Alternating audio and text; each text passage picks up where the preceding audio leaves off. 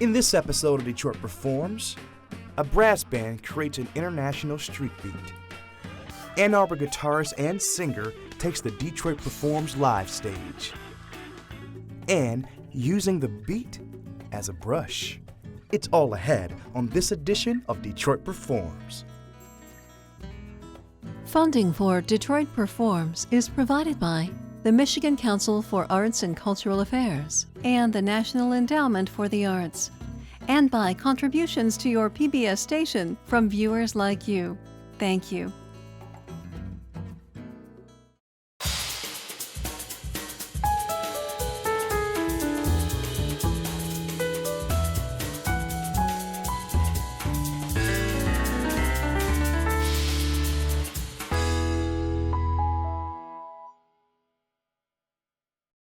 Hello, and welcome to Detroit Performs. I'm your host, DJ Oliver, and I'm at Tipping Point Theater in Northfield. This theater brings professional performances to our community that are both affordable and very entertaining. I'll be showing you some more of this place throughout the show. First up, Rhythm Music is an Ann Arbor-based folk and brass band dedicated to promoting cultural understanding and spreading Eastern European folk traditions, all through some seriously danceable music. Check it out.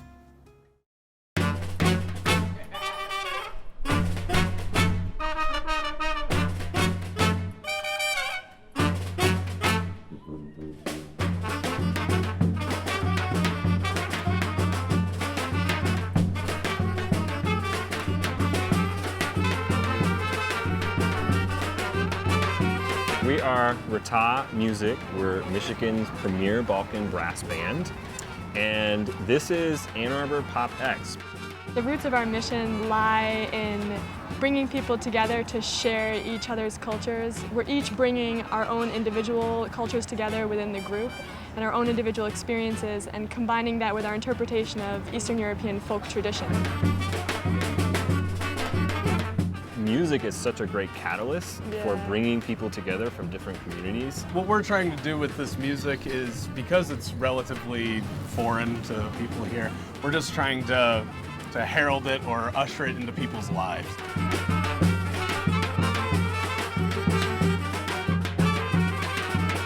I was a percussionist and a bass player when I was younger, and I started to get into African percussion and some Afro-Brazilian, Afro-Cuban, some different stuff of the African diaspora.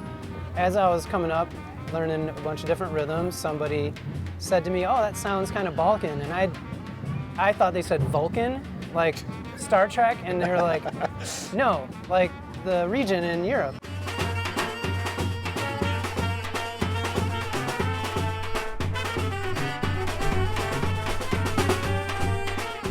I didn't know about the rest of the culture, how the dancing interacted with the music and the drumming, and that's what I liked about it when I experienced it in its natural state. My mother is Croatian, so I grew up listening to some of this music and went to music school, did classical music. All of my experiences, and especially when I attended University of Michigan School of Music, Theater and Dance, I played in the samba band, as well as like all the classical music that I was doing as well. So I was exposing myself to a lot of different cultures at school. And so it was very natural for me to be open to this style of music. As a percussionist, I love rhythm. And something that I really like about this band is that there's a lot of odd meter rhythms.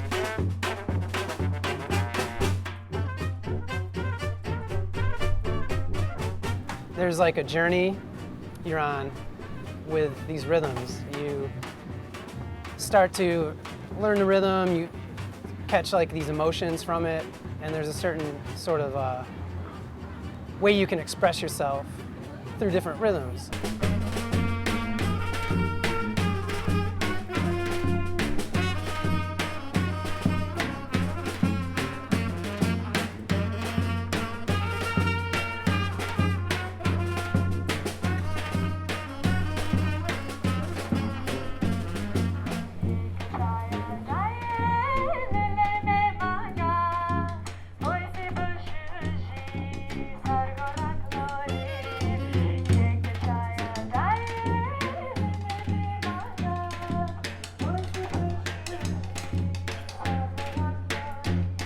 We try to be sort of like a very local band. We've been really trying to tie ourselves with this community to bring this culture and this kind of awareness to our community. And we busk on Main Street often to even be more part of the community.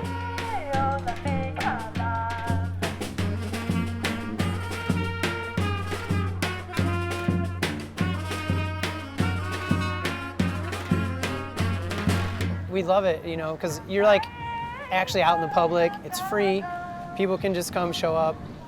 And one of the things that's really cool about it is because it's a university town, there's a lot of people from all over Eastern Europe and different parts of the world.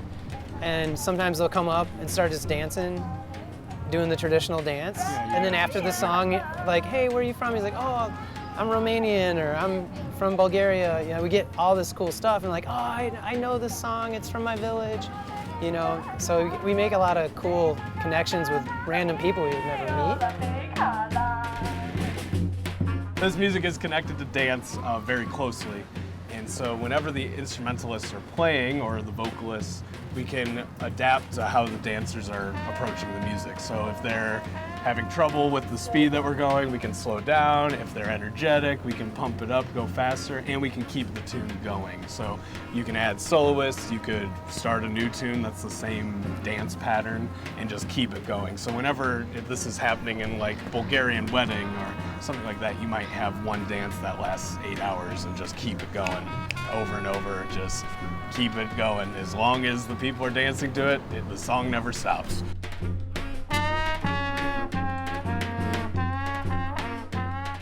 Anytime we're playing, there's always one person that comes out, they know the dance, and then all of a sudden everyone starts to join and they join this huge circle. So that's an opportunity where we've crossed paths and talked across boundaries with our music and, you know, had two different sides of the equation come together from the Balkans and, you know, our band being rooted in America and coming together and having a really symbiotic exchange.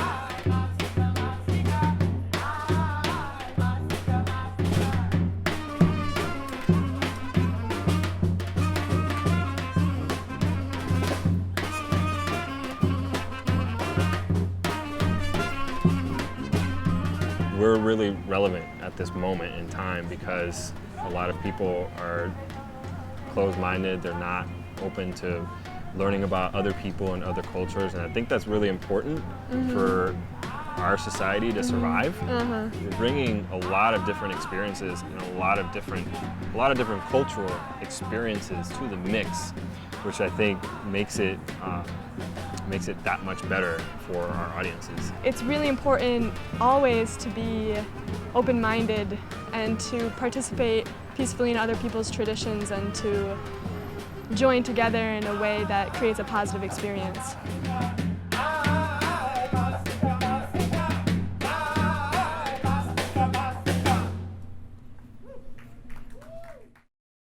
You can learn more about written music as well as all the artists we feature on DetroitPerforms.org.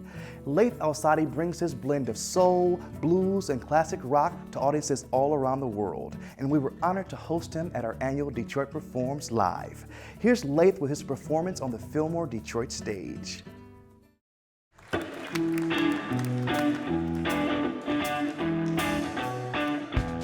Oh yeah, oh yeah. Well, let me tell you, baby, how it's gonna be.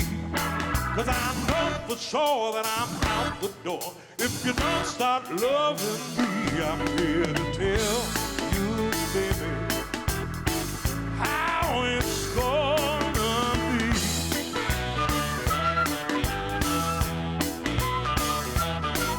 You don't learn to love me, you're gonna learn to let me be.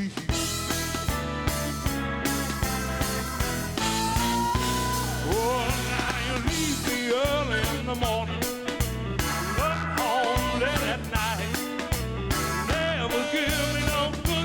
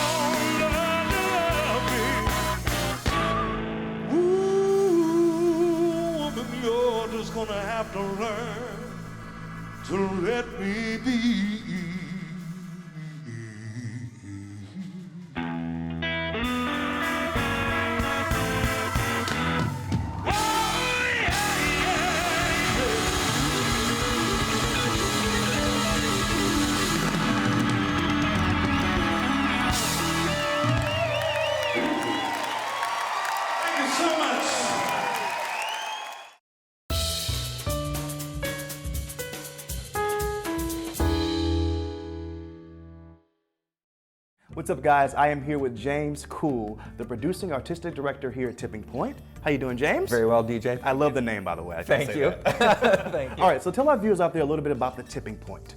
Well, the Tipping Point is a professional equity theater. We're located in Northville. We've been here for 10 years, and we've been providing high-quality theater for the Metro Detroit area. Okay, and what kind of shows do you guys do here? Oh, we do a lot of comedies here, but we do have a wide variety. Most of it are small-cast comedies, but we do American classics. We also produce new works, so we have a lot of Michigan premieres, a lot of world premieres that are happening here, and really what we're trying to do is we're trying to innovate for the theater of the future. Okay, so speaking of that, I know you got some new things here like Jazz on the Point. Yeah, Jazz at the Point is a series of live performances by local jazz artists. They're here for one night. It's a great event. We have food here that's donated, and the intimacy of the space really allows you to experience the music in a much more intimate way. So it's a new series that we have going here. Okay, well, I do have some friends that have worked here before. I know Dez and Patrick Luce, they worked here before. So can you describe the process, what it's like for actors to come here? How do you get them here? Well, we have general auditions every single year, right around in the spring, and at that time, anybody that's interested in doing any of the shows can come in and do a couple of monologues for us. And from there, what we do is we have callbacks for each individual show, and we line up the entire season. But everybody here is paid. We're all professional actors in the area, and we're using the same actors that you're going to see at any of the other equity stages in Michigan. So the Purple Rose, the Jewish Ensemble, Meadowbrook, all of those places. We're sharing an incredible talent pool here in Southeast Michigan. Yeah, and what's the reaction from the community been like to the shows here? Oh, they love it. We have a very loyal patron base. About 40% of our audience is made up of subscribers that are here the entire season, and really a vast majority of those people have been with us all 10 years. All right, so thank you so much, James, for talking to us. We appreciate that, man. My pleasure. All right, now let's check out some upcoming events happening in and around the D.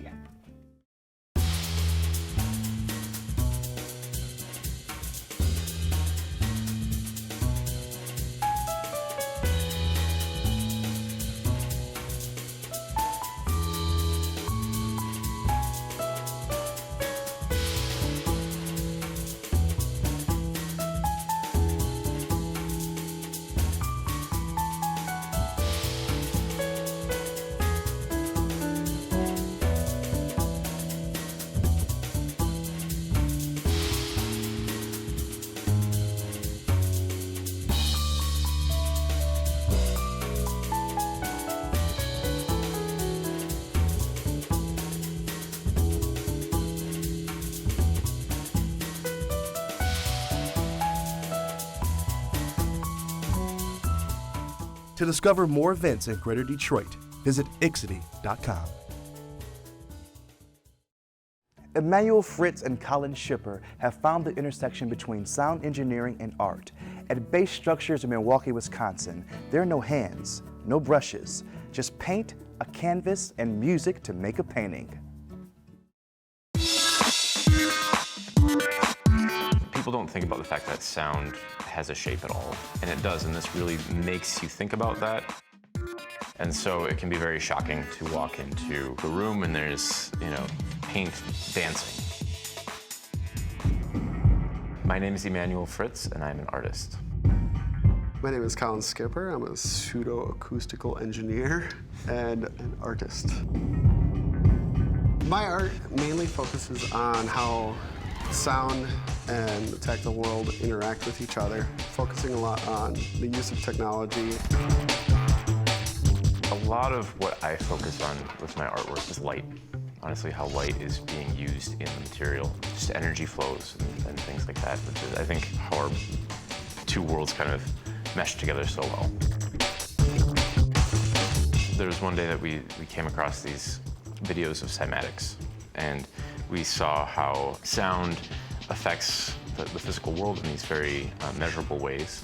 We were thinking, how can we take it from a study, a scientific study, and turn it into art? How can we start making paintings and sculptures and capturing sound in different ways? Which is around the time we started looking more into why on earth is this happening, because it was perfectly repeatable. As I played the piece, we had the same shapes happening, and it was amazing because the second that tone stopped, instead of it rippling out or anything like that, we were watching this pool of water just completely go flat again and just go back to null. First, it was mostly about studies on these very specific frequencies and shapes and what we could do with that, which has since evolved quite a bit. Base Structures, The Mark of Sound, is a multidimensional art, music, and science experience. You hear music and you see paint just flying up in the air and working with the music as different beats hit or different frequencies are pulsing through the canvas.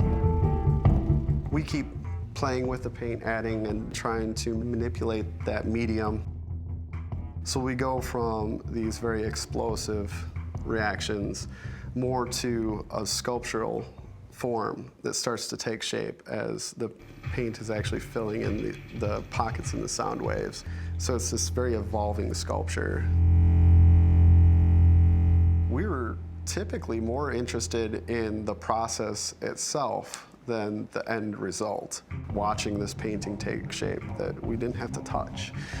We're controlling it, but we're not physically touching it anymore.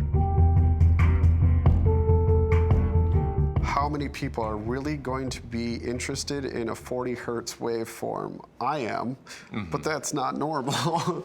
All the engineers in the room are. Yes, yes. To try to get it to something that is more relatable to a broader audience, we started bringing in more musical elements. We have Caleb Anderson, who's come on to help a lot with the music, to have something that's really danceable. Caleb really let us loosen up and jive with it a little bit.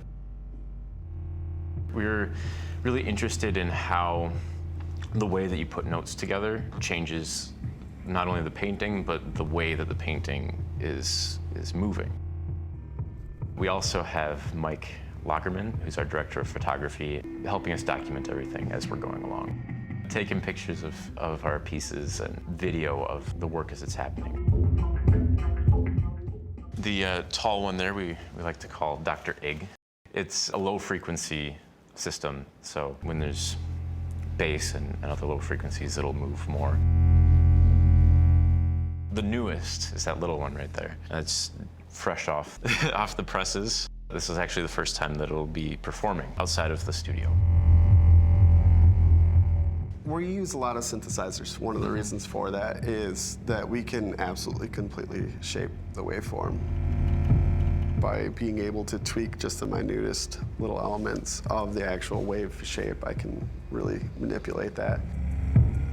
So we're playing with small little synthesizers and sequencers, and then also using turntables to bring in some samples and manipulation. So we started by saying that the piece is done when the paint stops moving. When we can turn it off and it's not going to change at all. The paint dries and kind of settles, and then there's some really interesting things that have come out of there. You need a lot of power in order to get these higher frequencies, but also as the paint's drying, you need more power to continue moving it. And so there are occasions where the painting is done when we run out of watts, or ability to continue increasing volume. And it's become this very jazz conversation that we have with the painting.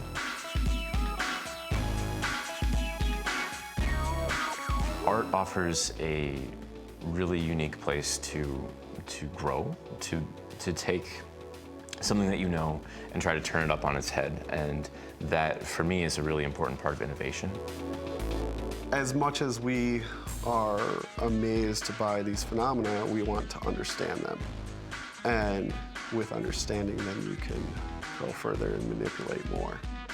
With this, we're trying to use sound as our brush, so we want to be able to control it in some way, and so understanding the technology is important in order to understand the tools and how to use it. It seems to reach people in a lot of different ways. All we're really looking to do is create intrigue and create excitement. And that wraps it up for this edition of Detroit Performs. As always, for more arts and culture, head to DetroitPerforms.org, where you'll find featured videos, blogs, and information on upcoming arts events. Also, check us out on Facebook and Twitter. I'd like to thank the Tipping Point Theater for having us out here today. Until next Tuesday, get out there and show the world how Detroit performs, y'all. I'm DJ Oliver. Thanks for watching, guys. Funding for Detroit Performs is provided by the Michigan Council for Arts and Cultural Affairs and the National Endowment for the Arts, and by contributions to your PBS station from viewers like you. Thank you.